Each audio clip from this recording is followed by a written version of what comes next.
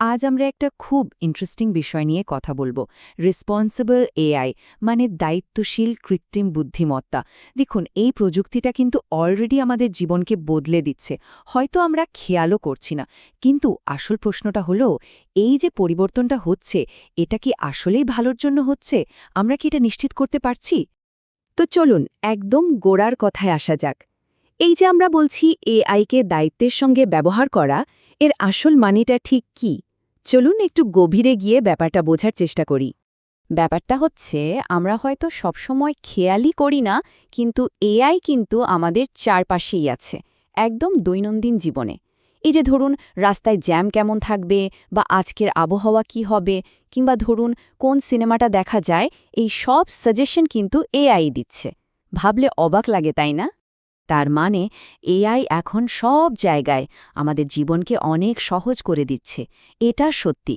কিন্তু যে কোনো শক্তিশালী প্রযুক্তির মতোই এরও একটা অন্য দিক আছে। মানে একদিকে যেমন অসম্ভব সম্ভাবনা, তেমনি অন্যদিকে আছে বেশ কিছু ঝুঁকি। চলুন মুদ্রার এই দুটো পিঠেই একটু ভালো করে দেখা যাক। একবার শুধু ভাবুন, আজকের এআই সিস্টেমগুলো যেভাবে আমাদের এই পৃথিবীকে দেখছে, বুঝছে আর এর সাথে ইন্টারঅ্যাক্ট করছে, মাত্র ১০ বছর আগেও কিন্তু এগুলো সায়েন্স ফিকশন মনে হতো।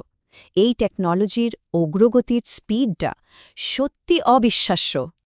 কিন্তু, আর এটা একটা খুবই বড় কিন্তু, আমাদের একটা কথা একদম মাথায় গেঁথে নিতে হবে।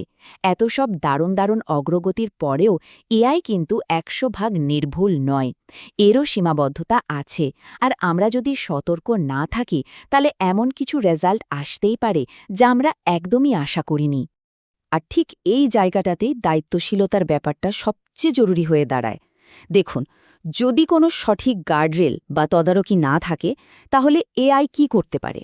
আমাদের সমাজে আগে থেকেই যেসব পক্ষপাত বা সমস্যা আছে, সেগুলোকে আরও অনেক বড় করে তুলতে পারে।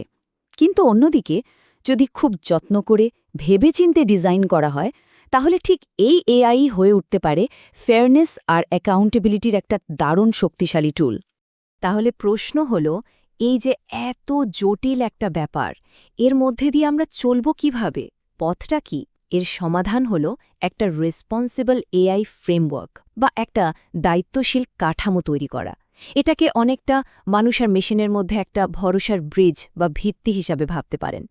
এখানে একটা জিনিস একদম পরিষ্কার করে নেওয়া ভালো, এই রেসপন্সিবল এআই কিন্তু কোনো one size fits all checklist নয়। মানে এটা কোনো জাদুর কাঠি না যে ঘোরালেই সব ঠিক হয়ে যাবে, বরং এটা হলো কিছু গাইডলাইন বা নীতি। প্রত্যেকটা কোম্পানি বা অর্গানাইজেশন তাদের নিজেদের মিশন আর ভ্যালিউজের উপর ভিত্তি করে এই গাইডলাইনগুলো তৈরি করে। যদিও প্রত্যেক কোম্পানির নিয়মকানুন আলাদা, কয়েকটা কমন জিনিস কিন্তু প্রায় সব ফ্রেমওয়ার্কে ঘুরে ফিরে আসে। যেমন ধরুন, ট্রান্সপারেন্সি বা স্বচ্ছতা, মানে সিদ্ধান্তগুলো কিভাবে নেওয়া হচ্ছে সেটা যেন আমরা জানতে পারি। এরপর আছে ফেয়ারনেস বা ন্যায্যতা, মানে যাতে কোনো বায়াস বা পক্ষপাত না থাকে। তারপর আসছে অ্যাকাউন্টেবিলিটি বা জবাবদিহিতা, মানে যদি কিছু ভুল হয়, তাহলে তার দায় কে নেবে সেটা যেন পরিষ্কার থাকে। আর অবশ্যই প্রাইভেসি বা ব্যক্তিগত গোপনীয়তা, মানে আমাদের ডেটা যেন সুরক্ষিত থাকে।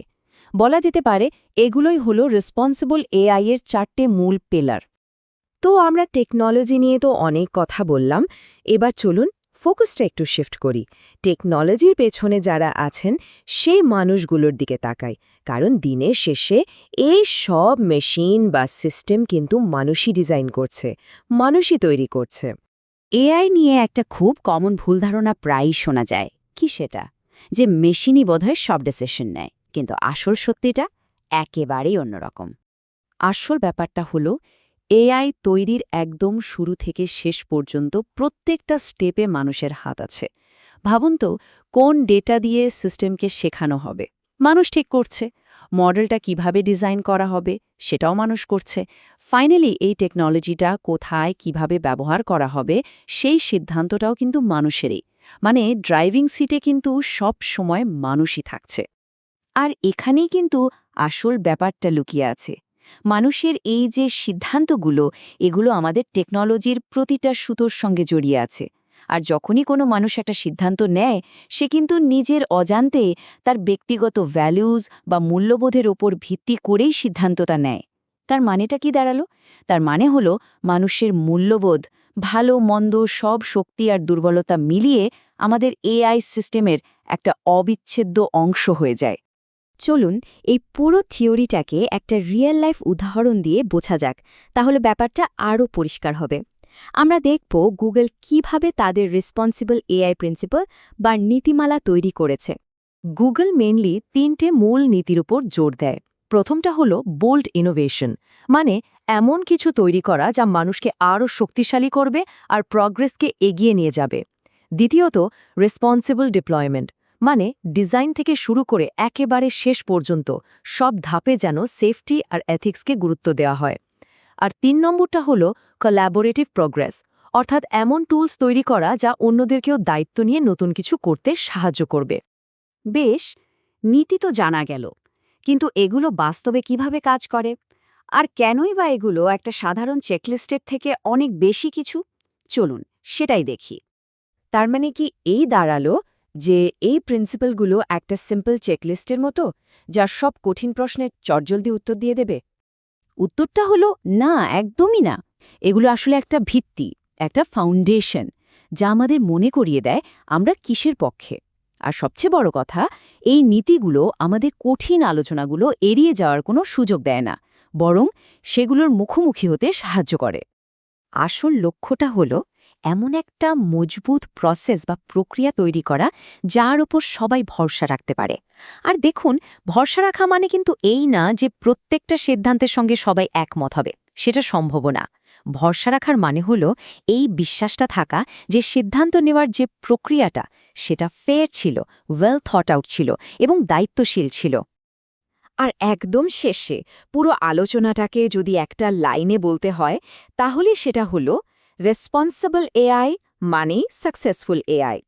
নৈতিকতা আর প্রযুক্তিগত সাফল্য এই দুটো কিন্তু আলাদা কোনো রাস্তা নয়, বরং এরা একে অপরের সঙ্গে এমনভাবে জড়িয়ে আছে যে একটা আরেকটাকে ছাড়া এগোতেই পারে না।